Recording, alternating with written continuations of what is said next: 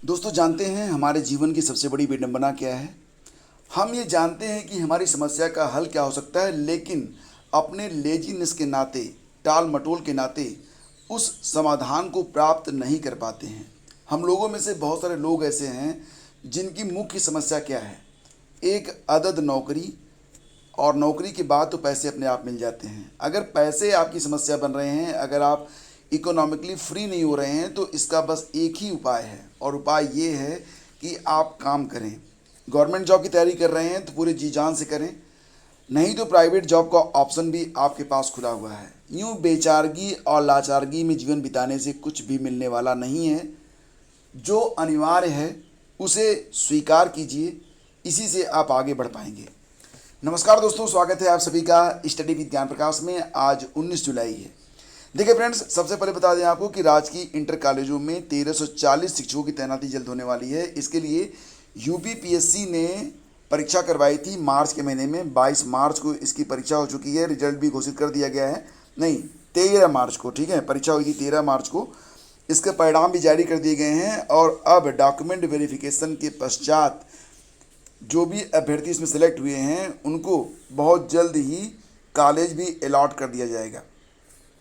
आपको पता होगा कि इसके लिए विज्ञापन जो है कौन जारी किया था? यूपीपीएससी जारी किया था। ये जो भर्ती है शिक्षकों की, ये इंटरमीडिएट गवर्नमेंट इंटर कॉलेज में, यानी कि जो राजकीय इंटर कॉलेज होते हैं, जीआईसी जिनको आप कहते हैं, तो जीआईसी में 1340 पदों पर शिक्षकों की तैनाती यानी कि प्रवक्ताओं की भर्ती के संबंध में है। यहाँ पर आप देख सकते हैं कि विषयवार जो शिक्षक चयनित हुए हैं उसमें किस विषय में कितने शिक्षक चयनित हुए हैं। तो ये भर्ती तो फिलहाल कंप्लीट हो गई है, और जो लोग इसमें सफल हुए हैं उनको बधाई, और जो लोग इस पार्टिसिपेट नहीं कर पाए थे इस भर्ती में, उनके लिए अभी आगे भी अवसर है। आपको देखो जानकारी देना चाहूँगा यहाँ पर कि बहुत जल्द राजकीय इंटर कॉलेज के 8 कॉलेजों में लेक्चरर के 2867 पदों पर वैकेंसी आने वाली है। तो अगर आप पार्टिसिपेट नहीं कर पाए थे इस भर्ती में जिस पर नियुक्ति होने वाली है, तो आगामी भर्ती के बारे में आपको जानकारी दे रहा हूँ कि जीआईसी में ही लेक्चरर के 2867 पदों पर अध्याचन जो है यूपीपीएससी को प्राप्त हो चुका है, और कुछ ही दिनों में इस पर जो भर्ती की प्रक्रिया है वो स्टार्ट कर दी जाएगी। तो आपके लिए भी यह एक बहुत ही गोल्डन चांस है, स्वर्णिम अवसर है। इसको बिल्कुल जो है आपको भुना लेना है।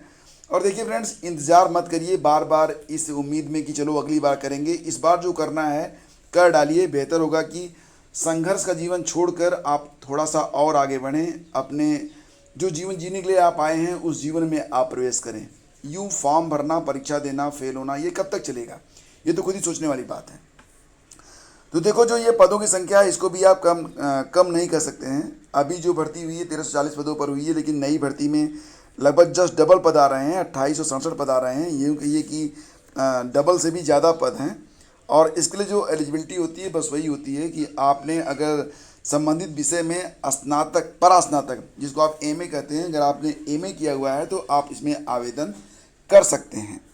और इसके लिए अभी जो है टाइम टेबल शेड्यूल जारी नहीं हुआ है, लेकिन वैकेंसी आएगी तो तैयारी आपको अभी से करनी होगी। आपको बता दें कि ये जो भर्तियां यूपीपीएससी करवाता है शिक्षक भर्ती की, इसमें संबंधित विषय से प्रश्न आते हैं और जीएस के प्रश्न आते हैं। तो दोनों को आपको अभी से तैयार करना पड़ेगा। इसके बाद देखिए, राजस्व लेखपाल भर्ती 17,000 पदों पर आ रही है। एक और बम्पर भर्ती नोटिफिकेशन पर आई बड़ी अपडेट। तो ये एक ऐसे स्टेट से है जहाँ पर सभी स्टेट के लोग आवेदन कर सकते हैं। मैं बात कर रहा हूँ राजस्थान की। तो 17,000 पदों पर राजस्व लेखपाल की भर्ती होने वाली है, और इसको राजस्थान में पटवारी की भर्ती कहते हैं, और बड़ा ही सम्मान मिलता है उनको। वैसे भी गाँव में लेखपाल को छोटा आईएएस माना जाता है। तो रोज़गार की तलाश कर रहे तमाम युवाओं के लिए रोज़गार का एक और अवसर है।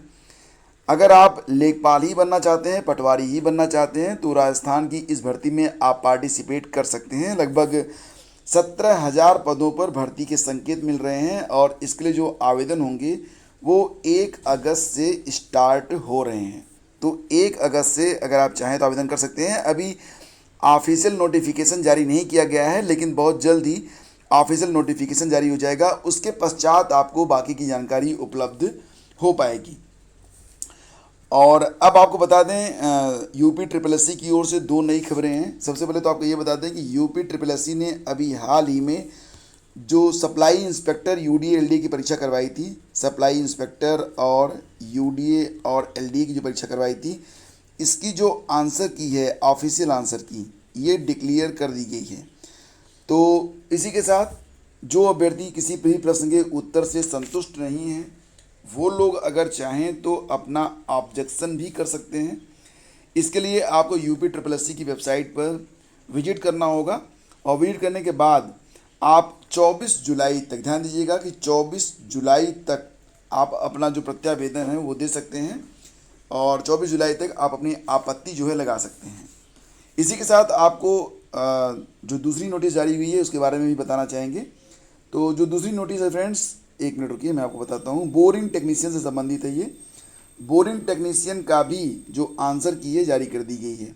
बोरिंग टेक्नीशियन प्रतियोगात्मक परीक्षा 2019 के अंतर्गत मुख्य अभियंता लघु सिंचाई विभाग उत्तर प्रदेश लखनऊ के अंतर्गत ये जो परीक्षा हुई थी लखनऊ में दिनांक 3 जुलाई को, तो इसके लिए भी जो उत्तर कुंजी है जारी कर दी गई है। इस पर भी आप 24 तारीख तक ही अपनी आपत्ति दर्ज करवा सकते हैं अगर आपको कोई दिक्कत हो रही है तो दो नोटिफिकेशन है। पहला तो ये कि पूर्ति निरीक्षक यानी कि सप्लाई इंस्पेक्टर के लिए जो फाइनल आंसर की है जारी हो गई है। फाइनल तो नहीं है, बस आंसर कह सकते हैं। और दूसरी है बोरिंग टेक्नीशियन की, तो दोनों के आंसर की जा चुके हैं। दोनों पर अगर प्रश्नों के उत्तर पर कोई डाउट है तो आप 24 जुलाई तक अपनी आपत्ति को दर्ज करवा सकते हैं। इसके बाद चलिए आगे बढ़ते हैं और चलते हैं अगली खबर पे। तो उत्तर प्रदेश में महिलाओं के लिए एक अच्छी खबर है। उत्तर प्रदेश में यूपी जल सखी योजना के अंतर्गत महिलाओं की नियुक्ति की जाएगी और लगभग 20,000 जल सखियों की नियुक्ति होगी। जल सखी का मतलब ये होता है कि इन महिलाओं का काम ये होगा कि हर घर जल योजना के अंतर्गत जिनको भी पानी के कनेक्शन दिए जाएंगे तो वहाँ से जल से संबंधित, जैसे मान लेते किसी को जल की आपूर्ति नहीं हो पा रही है तो जल की आपूर्ति को सुनिश्चित करवाना। कहीं पर नल नहीं लगा है तो गवर्नमेंट का जो नल का आता है ना, क्या बोलते हैं, सरकारी नल, तो उसके लिए कनेक्शन को अप्रूव करना। और साथ ही साथ जहाँ पर पानी की टंकी से जल निगम से पानी आता है या पानी की टंकी से पानी आता है तो वहाँ पर जो बिल आता है उसको कलेक्ट करना। ये सारे काम होंगे जल सखियों के। इसके लिए उनको प्रति माह 6,000 रुपये वेतन के तौर पर दिए जाएंगे। तो इसके लिए अगर आप एलिजिबल हैं तो जल्दी ग्राम पंचायत से संपर्क करके आवेदन कर सकती हैं और आप ऑनलाइन आवेदन भी कर पाएंगी। अभी जो है ये प्रक्रिया स्टार्ट नहीं हुई, जैसे प्रक्रिया स्टार्ट होगी मैं आपको इसके बारे में भी जानकारी उपलब्ध करवा दूंगा। तो फ्रेंड्स ये थी आज की पूरी अपडेट और अगर ये सेशन आपको अच्छा लगा है तो इसे लाइक और शेयर जरूर कीजिएगा। देखिए फ्रेंड्स, आपको बताना चाहेंगे कि UPPSC की ओर से दो बहुत ही शानदार वैकेंसी जाने वाली हैं। पहली वैकेंसी है RO ARO के लिए। तो आपको बताना चाहेंगे कि अगर आप सामान्य स्नातक हैं या आपके पास सामान्य स्नातक के साथ साथ कंप्यूटर डिप्लोमा है तो आप इन पदों पर आवेदन कर सकते हैं। RO के लिए सामान्य स्नातक, ARO के लिए सामान्य स्नातक प्लस कंप्यूटर चाहिए होता है। इसके अलावा अगर आप B.Ed हैं तो खंड शिक्षा अधिकारी BEO के लिए भी आवेदन कर सकते हैं। प्री की परीक्षा दोनों की समान रहेगी। जो प्री की परीक्षा होती है RO ARO के लिए, उसमें जो है एक GS का पेपर होगा, एक हिंदी का पेपर होगा, जबकि BEO के लिए मात्र जो है GS का पेपर रहता है। तो यहाँ पर अब इसकी तैयारी आपकी करवाई जाएगी इसी चैनल पर।